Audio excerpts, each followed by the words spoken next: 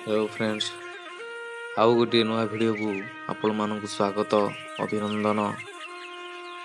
ये भिडियोटी आमर झुंपुरा राईकला स्थित धवलेश्वर मंदिर व्यू।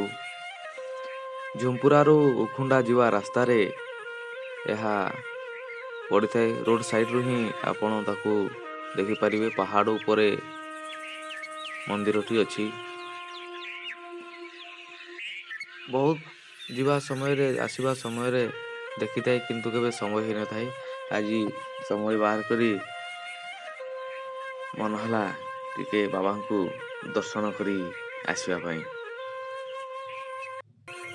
ए मंदिर रो पाहाच संख्या 210 विशिष्ट पाहाच। 20 वर्ष पूर्वे मंदिरटी ହେଇଛି। भगवान पूजा पाउछंती 20 वर्ष पूर्व बाबा को दर्शन।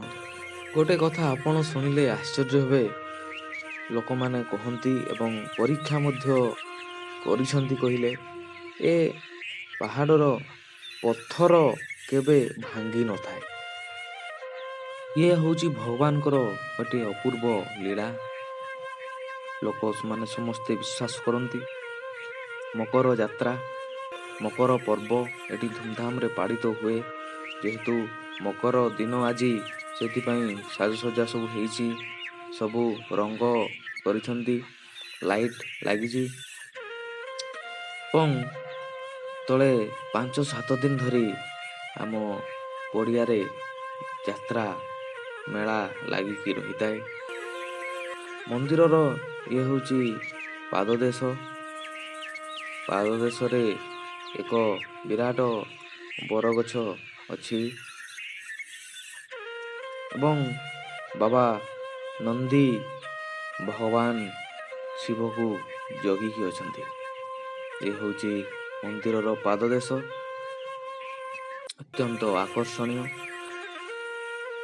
एई पड़िया रे मेला 7 दिन 8 दिन धरी लगी थाए